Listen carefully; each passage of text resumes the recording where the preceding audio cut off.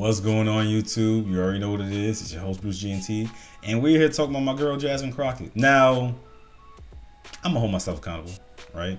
I did some research, did some deep dives and everything like that, looked at her district, pay attention to what's really going on because I gotta do my due diligence. I can't just be up here talking shit. So one thing I will say is that I could have been a little bit wrong. At first, I said that Jasmine Crockett didn't really do much for a district, and that's not entirely true. She has done a lot. But my criticisms on how she carries herself and how she conducts herself, especially when it comes to getting what she needs to get done for her constituents, with how bad it is in South Dallas, because like I said, I did a little bit of research and it is bad. It's not good down there. I still have criticism on that. I'm not going to let the idea that because I'm a black man, I shouldn't have my criticism. I shouldn't say things the way I want to say it because it's my right to be able to say things how I want to say it. Who cares? In my research, she has done a lot. She's brought a lot of money to her district. She's brought a lot of money and done a lot of work to try to help her district when it comes to the issue that it faces. I will not walk back what I said before about how she needs to still work with the Trump administration because last time I checked, he's going to be in this bitch for the next 3 years. And if you want to keep arguing with him and not get anything done or get any help, your people in the back are going to be suffering. I'm not folding on that. I'm not. But let's jump right into this and then we'll go from there. Stephen A. Smith has some comments about you and the way that you conducted yourself towards Trump and different things like that. But he has, since then, he has apologized since the backlash he's received. First of all, how did you feel when you heard those comments from Stephen A. Smith? And secondly, did you accept his apology?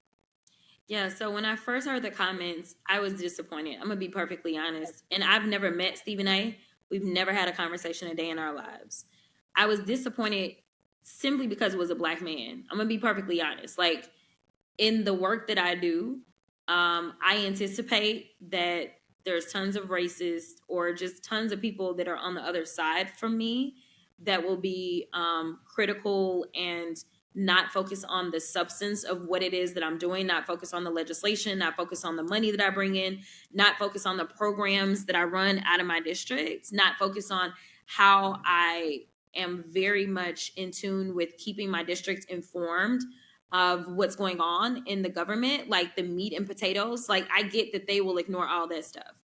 But in a time in which Black women specifically are under attack, and we all know what Malcolm X said about the Black woman, I just felt a way. I don't like when people want to piece and like quote certain people, right? Because Malcolm X did say that Black women is the most disrespected race. But are we also forgetting what Malcolm X said about congregating with the liberal white person? I just did a video of you chilling and hee ha with a liberal white woman and she just kissed your feet.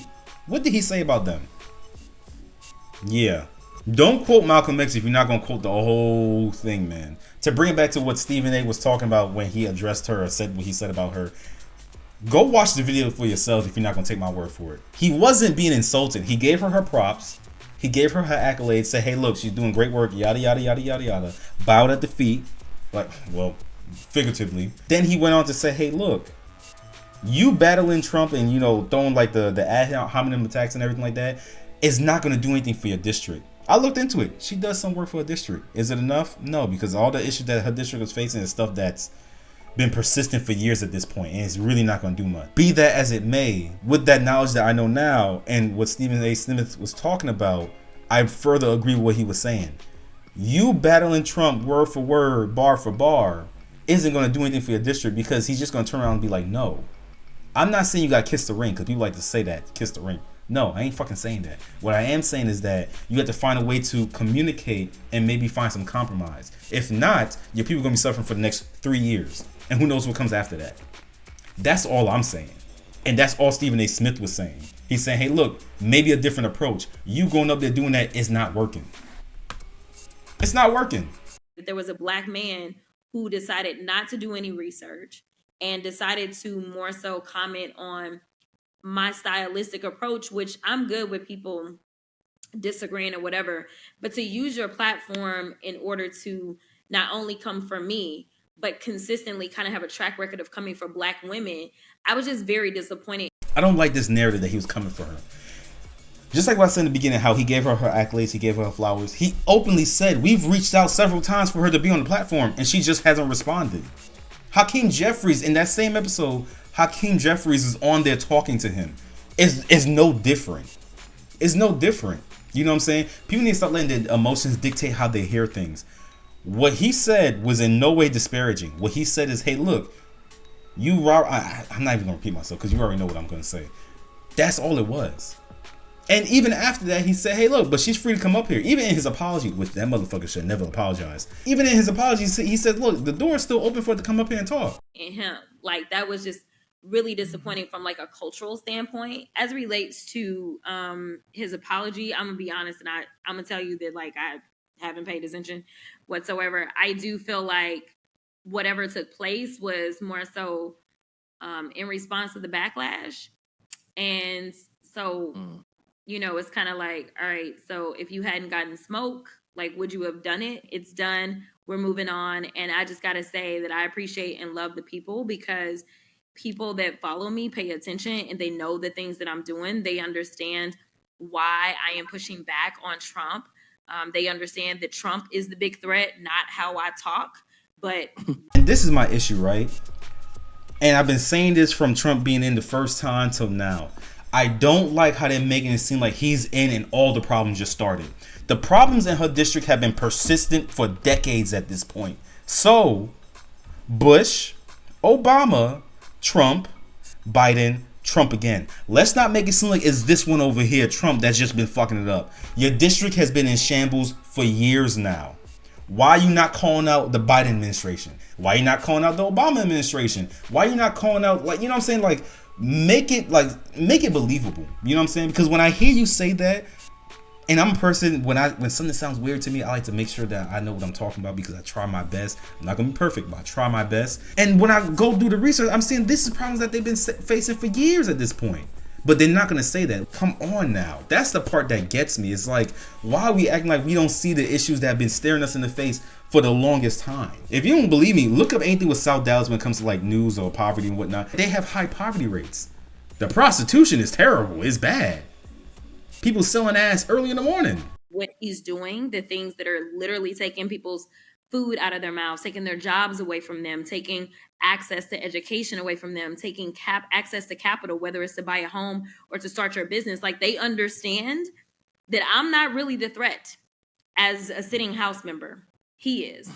And so I appreciate that people spoke out, and I did. Yeah, shout out to the Shade Room. I'll put their name in the description down below so you can check them out. Look, like I said before, I'm all for, her doing her thing and do what she wants to do, because it needs to be done. But don't sit up here and say that you're just trying to inform them and let them know that he's a threat. No, I see both sides as a threat, honestly. You know what I'm saying? Because the Democrat side, from what I'm coming to understand and see, they're just trying to keep the status quo. Like I said earlier, the problems in her district have been a problem for decades at this point. All the things that she listed and said that that's what Trump is doing have been problems that have been persisting for the past 10, 15, 20 years. Maybe even longer than that, honestly. So why are we making it seem like, Trump is the threat? The status quo is the threat. Career politicians are the threat. Politicians that keep giving you lip service and don't do that much work, they're the threat. I don't think Jasmine Crockett is a threat per se, because in my research, she's been doing the work. Is it enough? No, because it's not going to be enough to fix whatever the fuck is going on in South Dallas. But my thing is this: you can't sit up here and say you're trying to keep your people informed while also not addressing the fact that, yes, the problems have been persisting for years on and cannot be fixed within a term. It won't be. And like I said before, when you go to her YouTube channel, she's not addressing certain things that go on in South Dallas. Not really. Her YouTube channel is mostly just her attacking Trump. And that's my main issue. You can't sit up here and talk about you fighting for your people, but then it's like, well, I'm fighting for my people calling out Trump. It's like, okay, if he wasn't there, how else would you be fighting for them? That's my question. And maybe I'm bugging. Maybe I'm missing something. But that's my only, that's my critique. And that's been my critique for the longest time.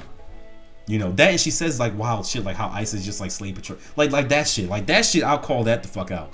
And there's other things that she was trying to say, like the whole Governor Hot Wheels thing. And she was like, well, I wasn't talking about the fact that he's in a wheelchair. Yes, you were. Stop lying. Come on now. Like, that's the stuff that I comment on. When it comes to her work and everything like that, yeah, she's doing her thing. She's trying. But let's not, make it seem like this all started all of a sudden. Let's call out the fact that career politicians have been ignoring your district for years, whether they're in Congress or the Senate or whatever have you. They've been ignoring it for years. And it's not going to be fixed within... It's going to take a long time. Trust me. I'm not surprised Stephen A. Smith got this response. I mean, I only know he's gonna respond to it. They been on his ass for like a while. I haven't talked about it, but I've been looking into it. Yeah, they just been hammering this nigga, right? That's just crazy work. He should never apologize. I don't think he should apologize. He should just said what he said and then that's it. Left it alone. I said what I said. She's free to come on the platform, which he said several different occasions. That's it. And like I said before, she's not gonna go on the platform. She's not. Stephen A., however you feel about how he sees things politically and everything like that, I watched that whole interaction with him and Hakeem Jeffries. He comes with receipts. He may not be the SME, the subject matter expert when it comes to certain things, but he knows what he's talking about when he talks about it. And the reason she would never go on his platform is because he's not just going to hear her out and be like, oh, okay, cool. He's going to challenge her. You know, every time Jasmine Crockett goes on something where unless she's sitting in the Senate, she's arguing back and forth with people. But every time she goes to do an interview or on a podcast or anything like that, it's always in like safe ground where people are just going to agree with her. Be like, oh, queen, oh. She won't pull up to anyone that's going to give us any type of smoke. Trust me, she won't. Well, you guys, you already know the drill. That's it for this video. If you enjoyed it, leave a like. Comment down below. Tell me your thoughts. Do you feel like I'm off? Be honest. You can tell me. I'm gonna respond respectfully, like I always do. But let me know if I'm off. And yeah, for those of you in South Dallas who may be watching, if there are any of you, tell me your honest opinions about her, because I've looked at advocates. They were talking about how they need more help and everything like that. They didn't really bring her up much, but that could be for various other reasons. But yeah, no, there's a lot of work that needs to be done in her district. And now that I know more, I agree with Stephen A. Smith even more that her trying to battle it out with Trump and other Republicans is not what she needs to be doing. She needs to be focusing more so, not saying she's not at all, but more so on her constituents, because it's bad over there. But that's it for now. Don't forget to subscribe, and I'll see you in the next one. Peace.